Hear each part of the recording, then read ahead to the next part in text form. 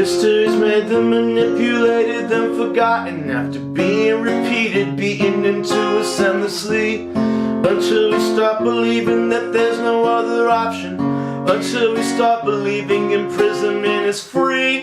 Sometimes it's hard to convince ourselves to keep fighting. Sometimes it's hard to convince ourselves to keep loving. Sometimes it's hard to convince ourselves to keep breathing. And one day we won't. They say you teach a man to fish and he'll gut you meticulously and swift. What the fuck you bringing out through his lips?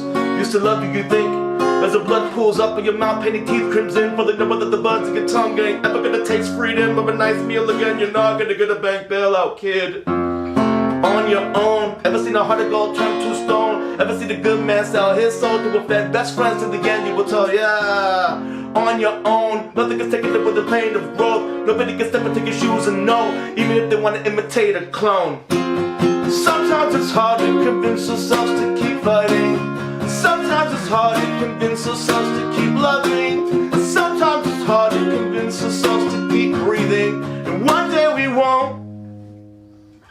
Haven't felt any fire in a while. If you love me, then please just engulf me in flames. Nostalgia, think of Tarkovsky sitting on City Hall steps in the rain, buttoned up polo in the courtroom, overpriced soldier with a cheap suit. Surely, but he had a lot of words to say until he got in front of a federal judge that day. So I wanted to rip every inch of skin off of those slithering snake faces. I've been holding that screams of the PTSD is just pounding away at me as if I'm still feeling gun barrels touching my temples. Been in therapy checking the mental, but deep in the center of my chest is nothingness as I stare in the green eyes of a devil. The morals are malleable, greed for power is palpable. Watching prosecutors play a twisted game for victory with the life of a human being, like Monopoly property of puzzles. There is no proper rebuttal, just cough up the money and then shut the fuck up. Now your husband or father is stuck in a muzzle with hundreds of dogs in a hole, only waiting to get thrown a bone, while the wife's working doubles in hopes that the bank will go home, put a lien on their home. Even after rereading the history, state violence is in a state of disbelief. Nothing hits a man harder than seeing his family in tears with his cop in a plea. Sometimes it's hard to convince ourselves to keep fighting. Sometimes it's hard to convince ourselves to keep loving. Sometimes it's hard to convince ourselves to keep breathing. One day we won't. Sometimes it's hard to convince ourselves to keep fighting. Sometimes it's hard to convince ourselves to keep loving. Sometimes it's hard to convince ourselves to keep breathing. And one day we won't.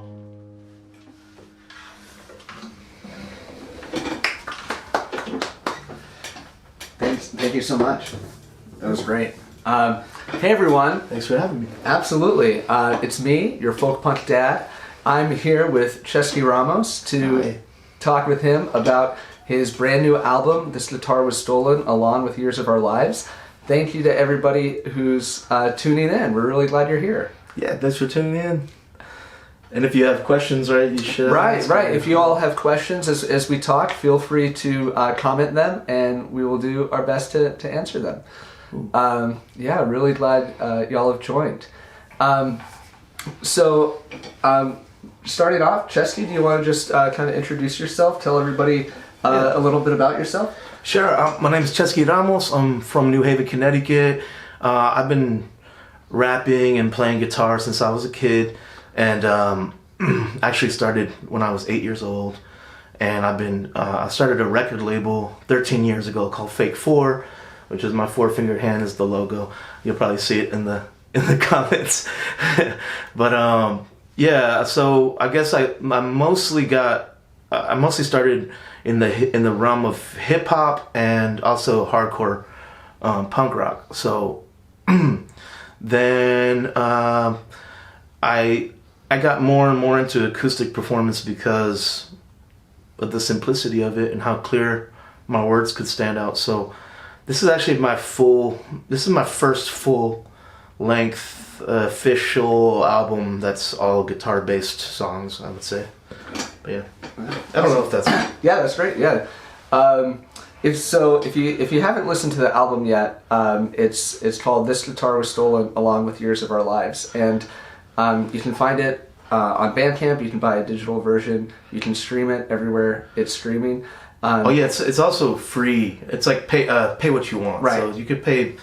I seriously don't mind if you pay $0 because I just want you to hear it. So however You get it? That's cool. You don't have to apologize if you pay $0 for it. Which is great. So, some of you probably already listened to it, and we're really glad that you're here too. And so, as I mentioned, if you have questions as we go, feel free to ask them in the comments. Ceschi, could you tell us a little bit about how this album came to be?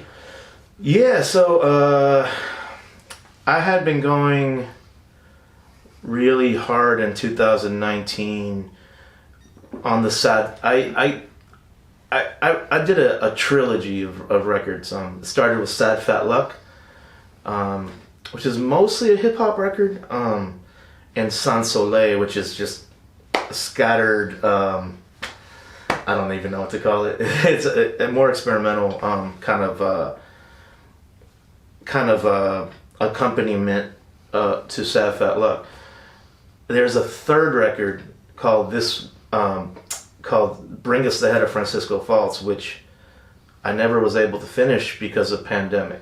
So during that time period, while I was on lockdown in Los Angeles, where I was living at the time, I just had my guitar and was kind of locked myself in a room and wrote a bunch of these songs. I kind of thought that I got nothing done, and I was in bed all day and just kind of like eating vegan junk food and fucking being a slug. But I actually finished the majority of these songs in that time period. When I eventually drove myself back to New Haven, back to my home, after being locked down in LA for 4 months, I set up weekly recording sessions with my friend John Conine in West Haven, Connecticut. He's got like a whole analog studio, straight to tape. A lot of it's like straight live to tape. And I just wanted to capture the energy of these songs. So a lot of times I'd go 1 week and be like, okay, here's 7 songs in a row. We're just going to play them. Okay, we'll go back and play the same 7 songs the next week. The same 7 songs the week after, until I captured the best performances. In some cases, I did it 1 or 2 times, like 2020 BC. I literally just did it 2 times, and I kept the first take, and it was just a live performance. But we wanted it to be, we wanted to capture the energy of the songs, and in the end, I think I did 13 songs, and I kept 10. So. Well, I think that you can definitely, if you listen to the album, you can definitely feel the energy and the intensity of the live aspect of it, which I think is one of the strongest parts about the album. Cool. Is how, it does kind of feel like you're hearing it live, because it doesn't, I think sometimes when you record guitar and then you record voice over it, you can almost kind of tell a little bit. And I think not all the time. There were moments where I was like, okay, this is going to be the best way, because the best way I could do this is maybe do a dub of vocals on top. Yeah. But most of the songs are live at their core. Right. In fact, the Baz who mixed the record, he was like, yeah, I could do more with it, but it's live, so I can't do it. I can't take your vocal out of the guitar track. So, but that kind of challenge was part of what makes it cool, I think. Absolutely. It's. I mean, I think it's so. I think it's a truth that when you put limits on something, it actually opens up creativity. And you by limiting yourself in some way, like doing the live takes, it forces you to be creative in different ways. Yeah, there was a time when I thought, okay, well, this is going to be strictly acoustic. I thought it was going to be a strictly acoustic record. I thought it was just going to be me by myself. And then just, I don't know, like eventually I was just like, nah, I need to develop the instrumentation on this. And I had all my incredible bandmates help me out. I brought my brother in to play drums. Max Heath from Child Actor, Jane Boxell, Alexandra Burnett, Adam Matlock. I mean, What was everybody, Danny T. Levine on horns, Emmett Glancy on strings. I really just eventually just built it up. Vikel Janes on bass. I mean, it's a whole bunch of amazing musicians. What was the process like deciding what music to add, who to ask to add it? Was that kind of a kind of add things as you go, or was there more of a vision for a song beforehand and you knew what you wanted on it?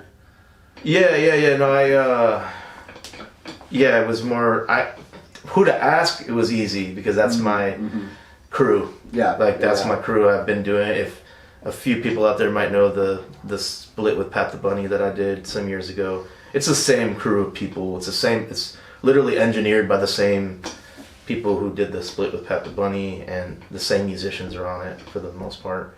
Cool. So that was an easy decision. But in my head I was like, okay, consider it a win. It has to feel, it's a punk rock song, but it has to feel folky. What am I going to add to that? I'm going to add banjo. I'm going to add accordion. It needs to feel like both heavy and folk, I made some decisions to go electric. Like I ended up doing Not Off electric because it just, that song's supposed to feel nostalgic. It's about one of my first loves, who was an addict at its core, and it was supposed to feel like something I would have loved when I was 13 years old. So I went electric with it. Because I would have loved it way more when I was electric when I was 13. Right. Even though there's acoustic guitars and on the live portions of it. Yeah. You know, I dubbed electric on top of it and had drums and all that. Yeah. What were that definitely comes through. I'm curious. What were do you have some specific artists who influenced this album? Yeah, I think a big part of the sound is influenced by Amy Mann, and then Neutral Milk Hotel, of course. It's like my big, I don't even know what to call their genre, but that's like a big influence on me. I'm also really influenced by Latin American troubadours, so there's like a whole wave called Nueva Trova from Latin America of really like politically minded troubadours, usually acoustic. Silvio Rodriguez is my favorite songwriter of all time. I think 2020 BC, if you hear that, it's literally like a song that could have come out in late 60s Cuba, but in English. Nice. That's kind of like what I wanted to do with that song. But I wanted to also add like the folk punk element to it, you know, and the energy, which I love. The folk punk energy, as Alyssa Kai says. My friend Alyssa Kai, who should have been on the album, but she was sick. The folk punk energy needed to be there that we love. And of course, Pat the Bunny has been a huge. Yeah, she's in Ramshackle Glory, and Pat the Bunny is also a huge influence. I think he's one of the greatest songwriters of all time. Yeah, agreed. Yeah. Cool. Well, and also, I also want to give a shout out to Days and Days because like, I don't think their music necessarily had a huge influence on this album, but something about their energy and the sonic quality of their last record. I loved their last record. Same. And I thought they really nailed it. And I was like, okay, I need to get something like that sounds as energetic and clear as this. I think they really nailed it on that last record. Yeah. Show Me the Blueprint. I've listened to that record more times than I can count. Yeah, and like Whitney's like a really good friend of mine. I talk to her all the time. I don't really think she listens to my music, to be honest. but yeah, like just so that kind of energy too. But that's pretty much a lot of it. Yeah, nice. Oh, and the Smiths. I'm a huge Smiths fan. Nice. I can say that shamelessly. Let's see if we have any questions yet. Ceschi, come back to Space Ballroom. Lots of highs. The hair. Oh, that's my friend. Pat's doing well. Yeah, Pat's doing very well. someone's using their daughter's TikTok to watch this. Excellent. Manic Pixie Dream Mom can totally hear Neutral Milk Hotel on the record. Cool. Sean says Neutral Milk Hotel is considered fuzz folk. I could hear that. I don't think they were considered that until later. Right. Yeah, I think that's about right. I'm a huge Elephant Six fan in general, so that whole movement out of Athens, Georgia was a big... You have a beautiful day, too. Yeah, you too. Yeah, we've talked before about Elephant Six phases, or going through one where it's just, yeah.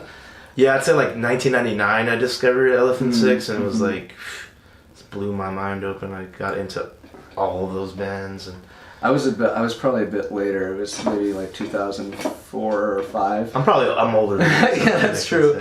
But there was this thing on iTunes where it was like a whole collection of like Elephant Six bands, and I bought like all of them for like $80 or something. Nice. Yeah, I got really into the Elephant Six. I got really into early of Montreal and this band called Marshmallow Coast, and I started talking to Andy Gonzalez, who is Marshmallow Coast, and we started having like a email pen pal ship. That's cool. And he got me into a lot of music. He got me into Tropicalia, like Os Mutantes, and this Brazilian psychedelic stuff. And he kind of taught me about, like, I'm pretty sure he's the one who told me about Bablicon, which is like this other project on Elephant Six of Jeremy Barnes, who's the drummer of Neutral Milk Hotel. I went real deep in that rabbit hole. It's a big influence on me.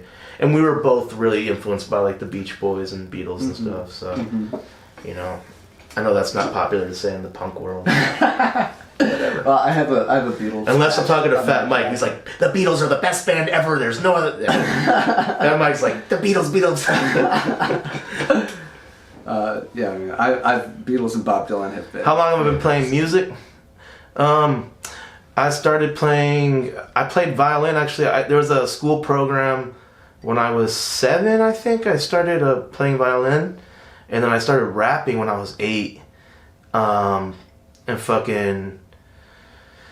So I think I picked up a guitar when I was 12, probably. But yeah, I started in a school program playing violin, actually, and then making little beats on a Casio keyboard.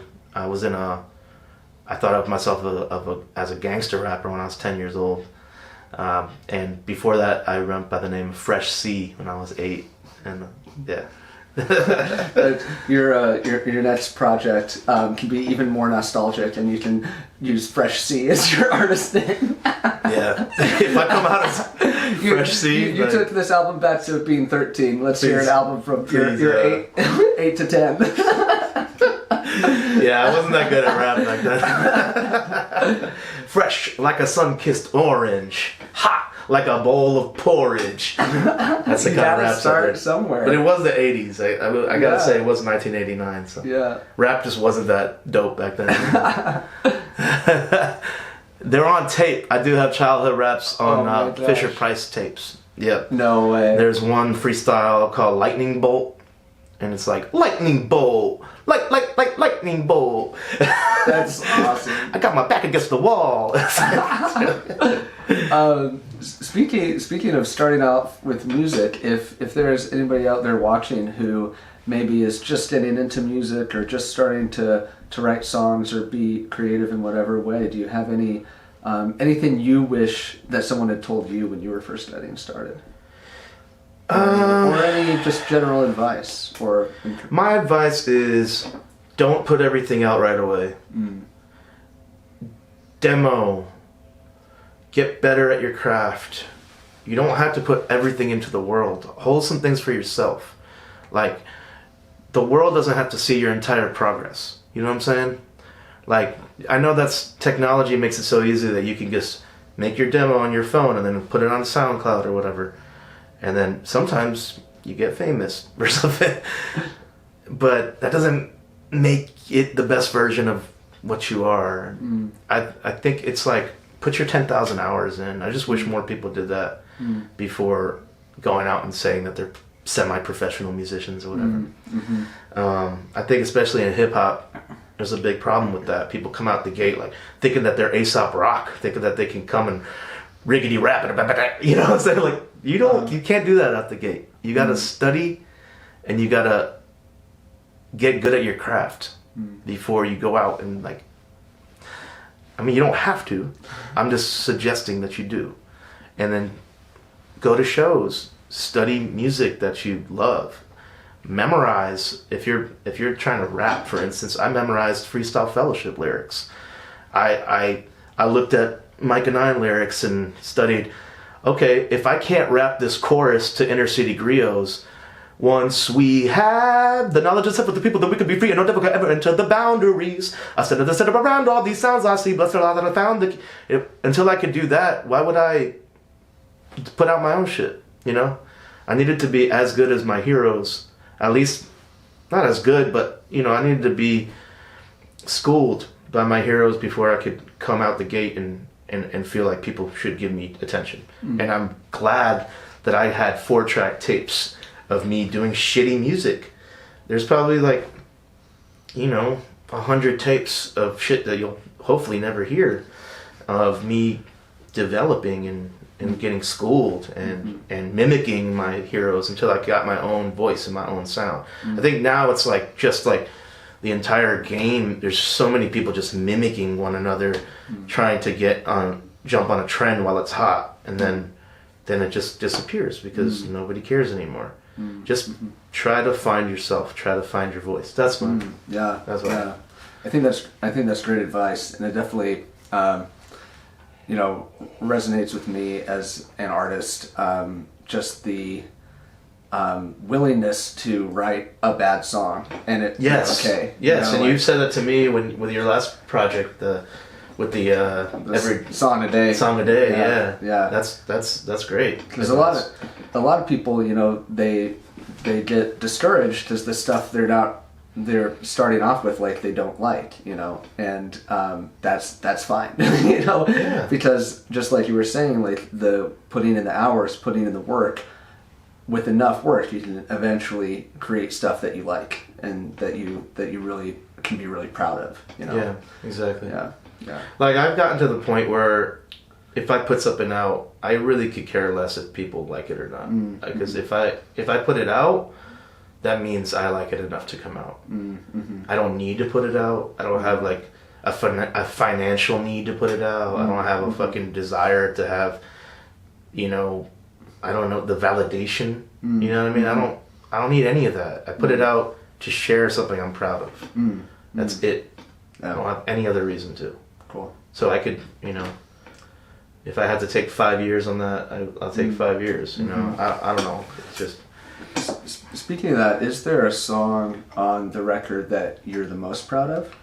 Or maybe a favorite song? I think as a whole, the record came together in a I think of records as pieces of art, you know. It's like, I think of them as a whole a lot. But I think 2020 DC is kind of like I can't believe I made it. It's like one of those songs where I'm like, okay, I tapped into something that was really difficult to finish. It was like writing a thesis. Yeah. Like, seriously, it took me like 7-8 months, and it was a difficult song to write. Could you share with the folks a little bit about what that song is about? That song is about, it's an 8-minute folk song in the style of Nueva Trova, and it's about the domestication of humans, and it's about this concept of hegemony, which is really a Marxist concept, but it's about basically the creation of common sense, what we think of as common sense as human beings, human nature, the creation of human nature, you could say.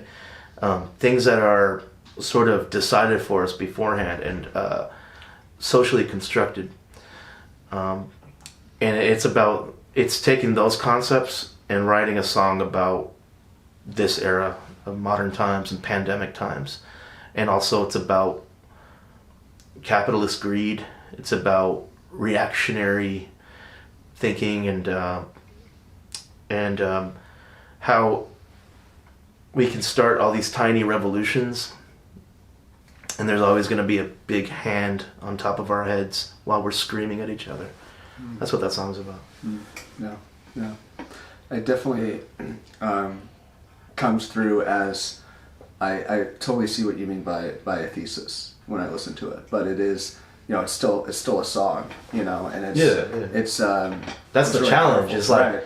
write something out that's like an essay, and then like how do you make this something people can actually listen to and not get completely bored of. Right. Well, I think it's really successful because even though it's 7 or 8 minutes, like it honestly doesn't like drag or feel like when is this song gonna end, like some long songs do. But I don't think that's the case with 2020 BC. Thank you. Yeah, that I'd say like that's definitely one of my prouder moments as a songwriter ever. You know what I mean? So yeah, but that's like a fucking challenge. Like, I don't know. Yeah, for sure.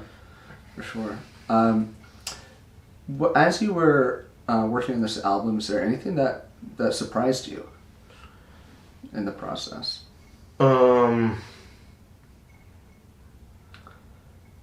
Yeah, I think, for somebody who's been real open, I think this album has another layer of vulnerability, even beyond anything I've ever done, which is, and then maybe it's because of the instrumentation and the nakedness of how naked it is as a record. I mean, even though we've done arrangements after the case, there is just a rawness to it that it makes it extra vulnerable. And yeah, it was the whole record was processing grief that I hadn't quite processed, processing things I couldn't, didn't have good answers for.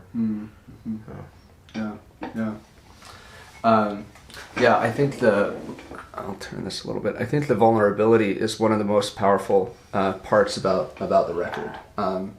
And on a personal level, a lot of the things you sing about are things that like I really relate to too, especially the grief. And I think a lot of the songs really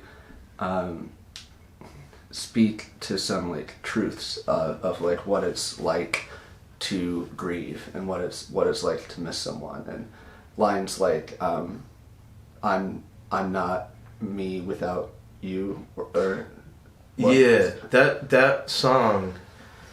Yeah, that song's Lucky to Know. Or, Lucky to Know. Yeah, like, yeah, exactly. Like that's it. It's this experience of acceptance, because it's like that song's about the stages of grief, and it's about accepting the fact that even someone's death has created you. Like the experience of losing someone close to you has created who you are today. It's like thanking them even for the experience of the mundane. The mundane experiences of just sitting back on a couch with your homie and like whatever, listening to a song or whatever, to the day of their death, and the way it created us now. That's what that song is about. Yeah. So it's a different kind of take on the stages of grief. Yeah, I think that the gratitude definitely comes across in that song, and I wonder if maybe that's a stage of grief that maybe not everyone talks about or thinks about. That's it. That's what that song's about. Gratitude for everything, for every moment. Yeah. I definitely really relate to I feel like gratitude when I've lost people has been one of the things that's helped me through it. Yeah. Feeling gratitude, just like feeling lucky to know them. Yeah. I've had a feeling of like, I'm so glad, even though this person died before they should have died, I'm really glad that I knew them. I would much rather like have that person in my life and lose them than to have never had them at all, and also miss that pain, and I think that that really comes through on that album, and for me, gratitude is like part of what got me through you know, and not like feeling the anger, feeling the sometimes the rage, but not getting completely stuck in the resentment, so that there's like no room for any other feelings, any other like positive feelings of gratitude or love. That's literally the first lyrics of that song, when the anger finally flushed out of my system. And denial walked silently out of the room. Yeah. I think that's a great line. Yeah. And I guess one thing about this record is that it was a lot of trying to simplify really big feelings and thoughts. I mean, trying to like keep them as simple and clear as possible. I think that's like a major challenge as a songwriter. Yeah. So, that's what I was trying to do. Definitely, like at least you understood. Yeah, absolutely. Yeah, You understood very really well. came through. Yeah, and I thought there was another thing I was going to say about that. But let's see if we have some questions from. I just saw a question at the end there. What are your non-musical influences as an artist? That's a good question. Like books, movies, people. Oof. Well, I guess one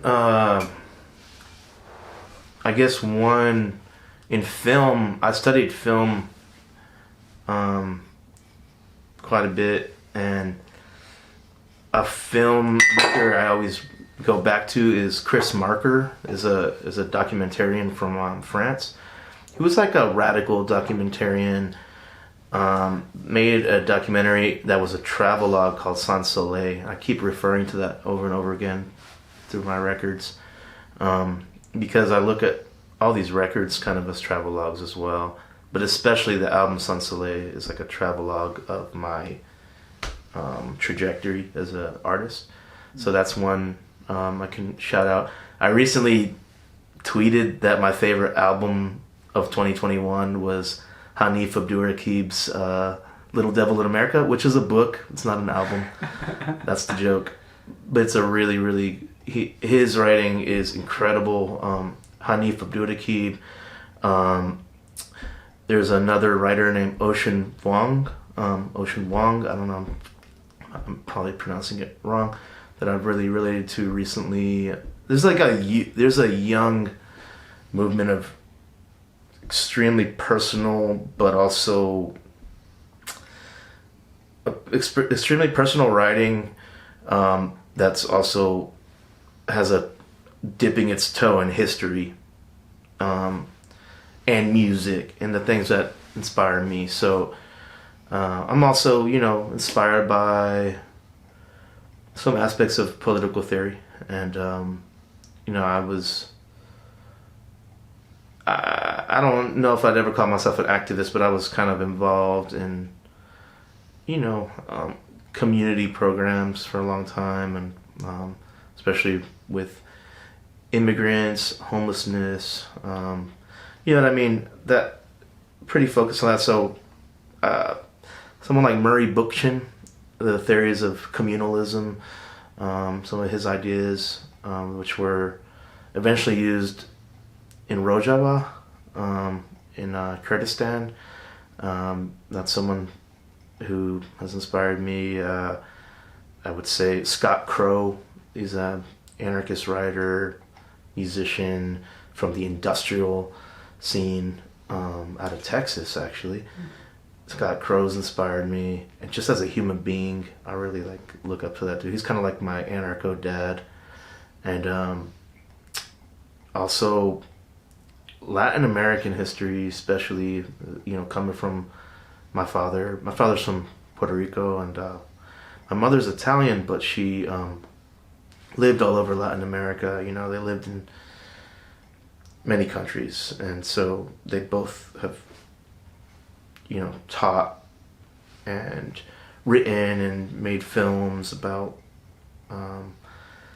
Latin American revolutions, poetry, literature, film. So that's kind of been a big influence on me as well. So yeah, to keep it short. Speaking of thanks for sharing. I'll have to look up some of those people you mentioned. I want to look up Scott Crow. Speaking of things sort of outside of music, do you ever find yourself needing to switch mediums? And what is... Yeah. I think when I came back, so one of the funny things about this record is that I came back and I felt like I couldn't write any more songs. Like I felt like I had completely been drained of songwriting skill or whatever. Like I just was stuck, stuck. And so I started writing a lot of poetry and prose and I wrote probably 7 half-assed chapters of a book, and that I had to put down and then finish this album. And I have cycles where I don't even want to listen to music. I want to listen to like podcasts or read books or audio books or whatever. I have my phases, but it's mostly in the realm of writing. I don't know if I'll get into film again. When I was younger, I did documentaries. I did a documentary about cockfighting in in New Haven. So it's like the Puerto Rican community of New Haven, and I got really deep in that world, interviewing a bunch of people who lived off of cockfighting and seeing the morality of either side, like the people who were trying to arrest them all the time and the traditions that they were trying to preserve. It was a pretty interesting study. I also got deep in LA and the underground hip hop world there, and wrote and did a documentary about a group called Of Mexican Descent. It was a big influence on me, on my music, but I used to make documentaries. Cool. Yeah, I can relate to that. What's going to happen to America?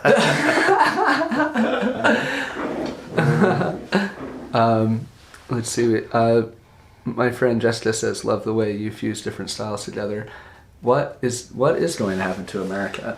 That's a good question. Am I the one to ask? I guess America could be whatever you want it to be in your little bubble. What's going to happen to the government in America? Oh, it's a disaster. Disaster waiting to happen. For sure. Well, we're going to see... I'm pretty sure we're going to see another depression in the next few years. And when that happens, we're going to see crime elevated. We're going to see violence elevated. Because the amount of money that they're printing just to appease us for now, that shit ain't going to last. They're going to be like, oh, no, we can't do that. And we have inflation, and milk is suddenly $10 a gallon. Shit's going to happen. And unfortunately, this is what Karl Marx talked about as well. He's talking about these late stages of capitalism. He's talking about technology. I wasn't necessarily thinking of him talking about the pandemic, like a pandemic like this. He was talking about technology getting so advanced that basically labor as we know it disappears. So when labor as we know it disappears, what happens to the 90% of laborers who are suddenly displaced because of technology? I don't know if it's going to happen quite like that now. Now we have this pandemic, this other version of an end of labor. Now we have these giant bosses being like, we're taking our PPP loans and we're just going to cut a bunch of labor because it's way easier. So what ends up happening is like, I think we're going to be forced into some sort of socialism. It'll be some version of it. I think that's my opinion. I think we're already seeing it happen. Have you ever been handed $1,400 checks by the government before? No. We're starting to see it happen in our lifetime. And that's literally what we're seeing. They're just trying to keep people quiet enough so true revolution doesn't happen. I think that sounds about right. It will be, it'll be really interesting to see just what happens in the next 4, 5, 10 years. Yeah. Especially with climate change too. Climate change as well. whole nother issue. Let's see. How does your music / art address these issues without inciting incidents that, like we saw this weekend, at Astro World? Yeah, that was disgusting. I mean, obviously I don't have millions of followers. But yeah, I was pretty disgusted by that situation. I just watched the Woodstock '99 documentary. The entire documentary is about a situation where a festival got way out of hand. A festival even bigger than Astroworld got way out of hand, and it was because of the infrastructure just being trash and people not giving a fuck, security not really being there, not being active, people not taking care of one another. I've also played festivals that have 80,000 people at them and everyone's taking care of one another and there is no security. And yes, that was in Europe. But people were cleaning up after one another. People were helping each other out. One person died out of like 10 years from a drug overdose. It was... I can't relate necessarily to a massive festival where we were watching people die from the stage and not stopping it.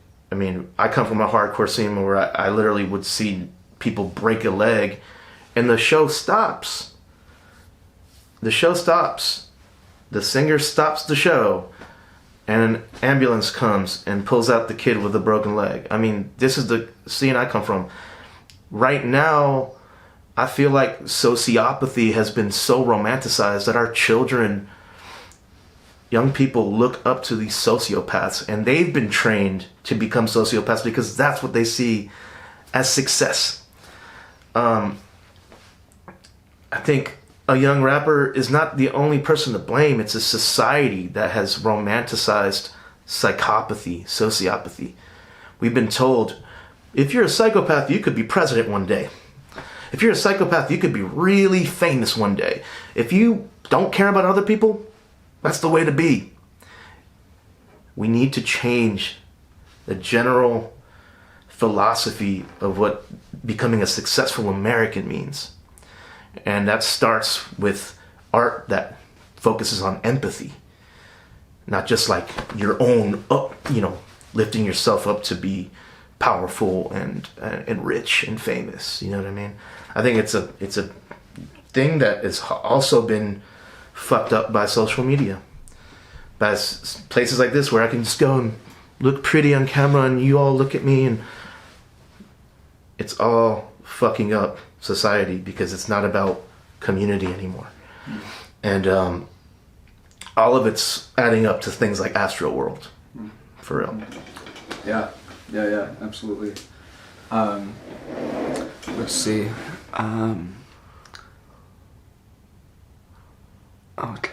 Is there anything you're most looking forward to, shifting gears a little bit, about... Oh, wait a minute. Where did that question go? Okay. Ben loves your blue hair. Thank you. Is there anything you're most looking forward to about the next phase of your art? Oh, papi. Yeah, I'm looking forward to starting anew without expectations that have been set for me.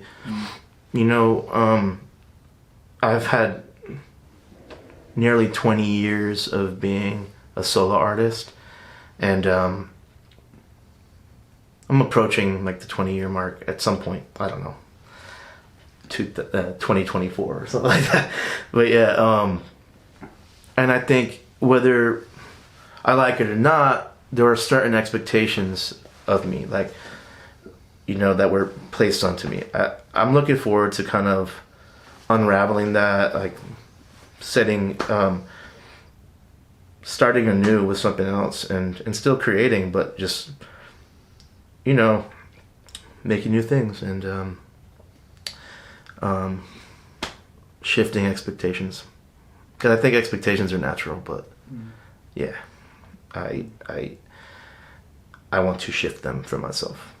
It's very liberating to be able to be like, oh, this is a thing that's not Ceschi. There's not going to be like kids that grew up expecting some voice from me or some sound or something like that. You know what I mean? That's going to be cool.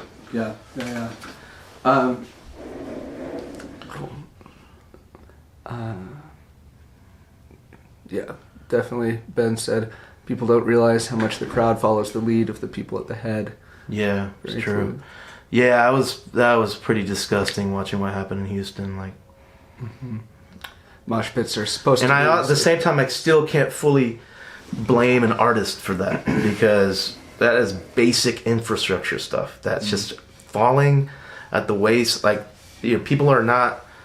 I think, especially during COVID, especially during pandemic, it's just crumbling. Like, basic infrastructure is crumbling in every way. We'll see it from customer service to a show like that where there should have been more precautions. It's like, yeah. As an artist, is it our responsibility to manage our influence over others? Yeah, I feel like to a degree, we do have responsibility, you know, whether we like it or not. And I mean, I've been torn with that. There's stuff I want to say to people about my life I feel like I edit out because I don't necessarily want to be that influence on people, or even want to have that part of me out in the open, you know, like maybe I'll allude to it, but yeah, I think there is a responsibility.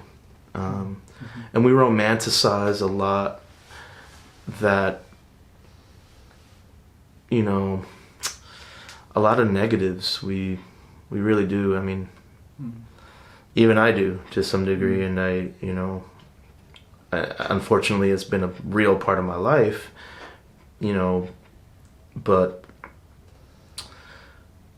yeah, we do have a responsibility. I also don't think it's fair to blame artists for everything because exactly. Yeah. If someone falls in the pit, you help them back up. I think a lot of kids that are younger, some of you out there maybe, just never had the DIY hardcore punk rock upbringing. You know what I'm saying? So,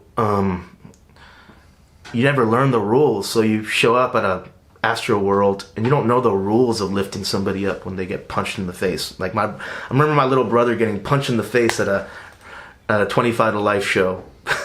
Cause fucking black eye, but the guy who punched him lifted him back up, gave him a hug, threw him somewhere else. You know what I mean?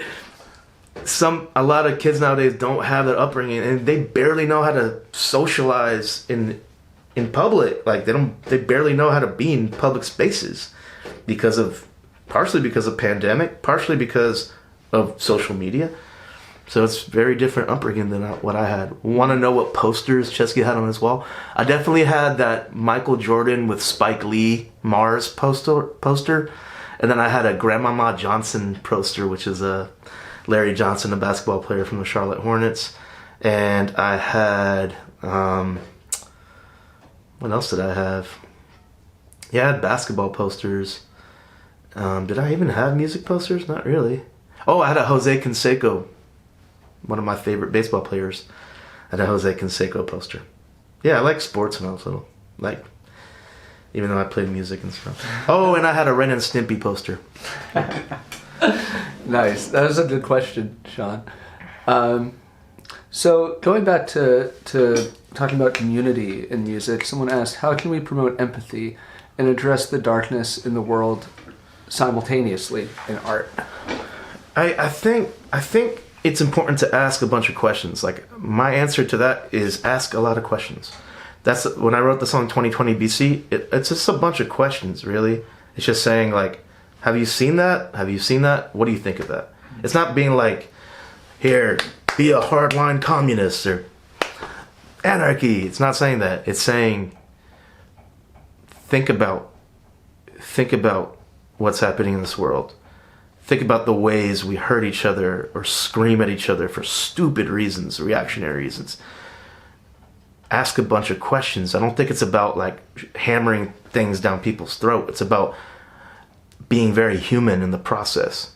It's about being like, it's about when we write songs about drug addiction, it's about our personal experiences. It's not necessarily being like, fuck a pharmaceutical company, you know. I mean, even though when it comes down to it, that's basically what I'm trying to say. It's about empathizing. It's about the human aspects of writing. Like you don't. I mean, I'm not saying it right now, but politics. You know, everything we live is political, whether we like it or not.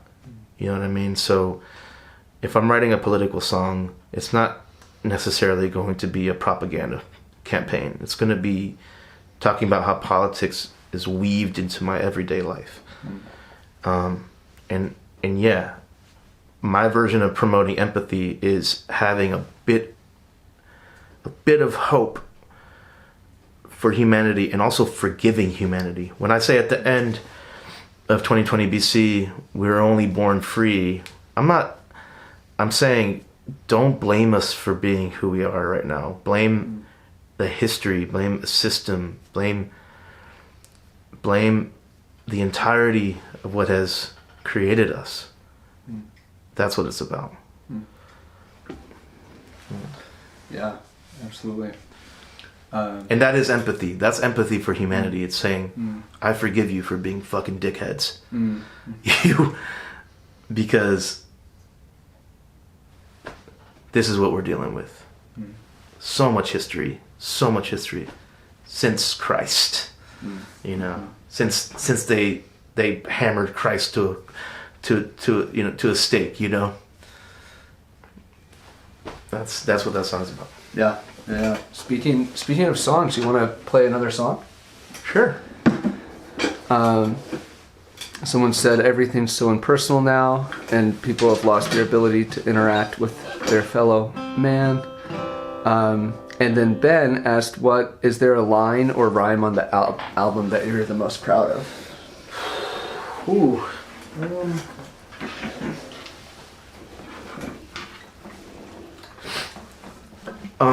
This ain't no song about peace. Those are easy to sing but hard to believe.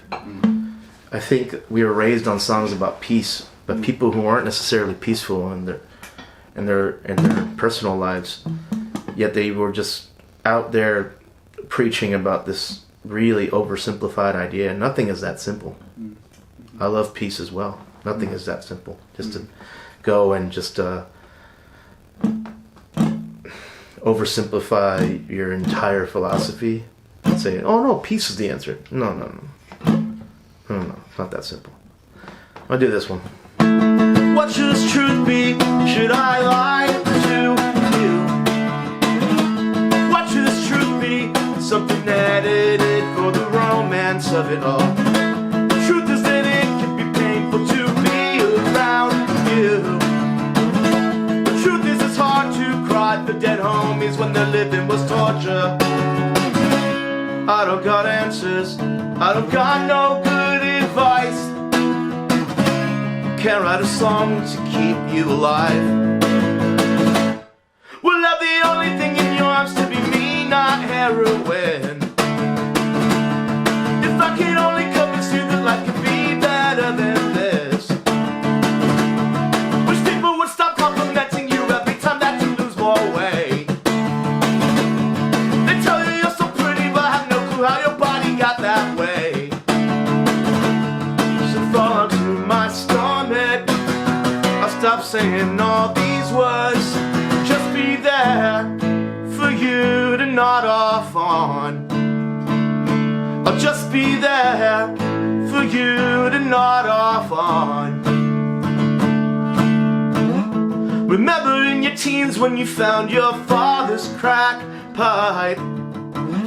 The scent of chemicals lingers in your mind with your grandfather's suicide. How dare you fall in love with anybody when you can't love your own life? How dare you fall in love with anybody at all? If I had answers, if I had some good advice, not sure that would even keep you alive. Will love the only thing in your arms to be me? heroin. If I could only convince you that life could be better than this, wish people would stop complimenting you every time that you lose more weight. They tell you you're so pretty but have no clue how your body got that way. So fall onto my stomach, I'll stop saying all these words and just be there for you to nod off on. I'll just be there for you to nod off on. I'll just be there for you to nod off on.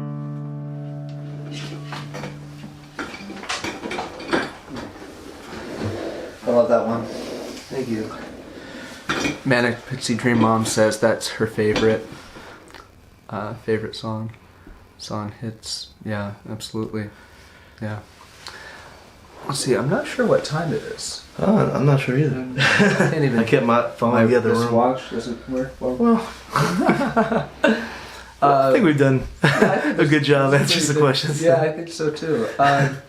Could you tell us a little bit more about like where they can find the album, listen to it? Yeah, the album's my new album is called This Guitar Was Stolen Along with Years of Our Lives, and it's available for pay what you want on fake4.bandcamp.com, and it's also on every streaming service right now, so check it out. Any last, this is your last chance for questions. Any last questions? Oh, yeah. Time is an illusion. Thank you for letting us know the time, because we apparently have no clocks or watches. I think we did about an hour here. Yeah, I think that's good. Thank you very much. You have a question, Ben? Oh, Ben has a question. Okay. I'm missing a finger, yeah. That's why Fake 4. Fake 4 exists. That's why the logo Fake 4 was created. Mm-hmm. And it's a combination, the name Fake 4 comes from a combination of my first album, Fake Flowers, and my 4 fingers. Yep. Now you know. Fake 4 trivia. Yeah. Still waiting on Ben's question. Come on, Ben, relax. Come on, get with it. Got some hearts showing some love. There's Fake 4. Giving all the love. Mm-hmm. Oh, do you want to plug the Twitch thing? Yeah, tonight on Twitch, 9 p.m. Eastern, I'm going to have a conversation with my friend Nikki Anarchy and play some songs and get into more details about this new album, I guess. Yeah, and how can our listeners follow you on all your different social media accounts? Well, my name is spelled Ceschi, so Ceschi, and you can find that on pretty much every social media account. And you can follow him on TikTok at Ceschi Ramos. Yeah. Should do a show together in Atlanta. Hey, that'd be love Atlanta. Forever I love Atlanta. We could do a pilgrimage to Athens. Yeah, I've never played Athens. I would love to. Elephant Sit's birthplace. Yeah. Yeah, I would love to. I've tried once. Kishibashi was actually involved with him. He played violin with Of Montreal for a while. Oh, okay. Yeah. So he's based in Athens, actually. Okay. Yeah, that's awesome. Let's see. Thank you. Thank you. Great. Thanks a lot. Is there, as we're waiting to see if Ben is maybe still crafting this question, is there anything that you sort of hope for the listener when they listen to your album? I just hope somebody can relate to at least a couple words on the record and take what they want from it and feel it. You know, even if the feeling hurts or the feeling is uncomfortable, if you feel it, that's kind of the idea. Cool. I've seen some comments on social media about the record like opening up people and like just crying as they listen to it. I just think repression is like a real issue in society in general. Like we repress a lot and we hide a lot, and we you know, even with even on social media, we may maybe present one side of ourselves and not the entirety. Yeah. And I think sometimes a song and somebody else's story, relating to somebody else's story, can pull you out of that. Yeah. And make you feel vulnerable. I think if that works, that's magic. You know, that's like the beauty of art. Absolutely. Yeah, I mean, I had some of that experience myself on the record when I was driving through Shenandoah National Park just a few nights ago. I'd been listening to an audiobook about, a memoir, Tracy K. Smith, who's a really great poet. But in the memoir, she talks about her mother dying of cancer, and my dad died from cancer a few years ago. So I was just listening to that audiobook, and then I put on your record and found myself just sobbing. But it felt really good, you know, like I hadn't cried like that in a while, and it just felt, you know. So if you listen to this record, hopefully you can have a good cry if you need a good cry. I definitely did. Liking it. Yeah, absolutely. Oh, Athens is great. I believe you. Appreciate your music. Love the stuff you did with Pet. Awesome. The Bunny. Absolutely. Thank you. Okay, well, Ben, I thought you were going to ask your question, but you seem to have disappeared. I have one in all caps. And then you vanished. Well, Ben, if you think of your question, you can ask us later, and we'll try to do or jump on the Twitch. Yeah, jump later, on the Twitch tonight. twitch.tv/fake4inc at 9 p.m. Eastern. I'll try to be awake. I go to bed so early. And the way to find the album is on Fake 4's Bandcamp. fake4.bandcamp.com. So you can buy it there. Or any streaming, if you want to stream it on Spotify or Apple Music, whatever. All those places. Yeah, and it's doing really well on the Bandcamp charge. Yeah. People are really supportive. Yeah, it's super awesome. Cool. So thank you all so much for joining us. If you haven't listened to Ceschi's music before, check out his new album, but check out his other stuff too. There's a lot of amazing material. We so appreciate you tuning in and asking questions and being a part of this conversation. And let's keep this conversation going about community, about music, about what's possible, and about how when we come together and create music and be vulnerable with one another and share empathy and hurt and hope and triumph and struggle, what we can do and what we can do for each other, being there for each other, taking care of each other, whether it's through in a mosh pit or just a message, a phone call. Be sure that you are taking care of yourselves and taking care of each other too. Absolutely. Yeah. Thank you so much. Thank you. Yeah. And thank you. Yeah, absolutely. Yeah, this was a pleasure. Yeah. Bye, everybody. Thanks for joining.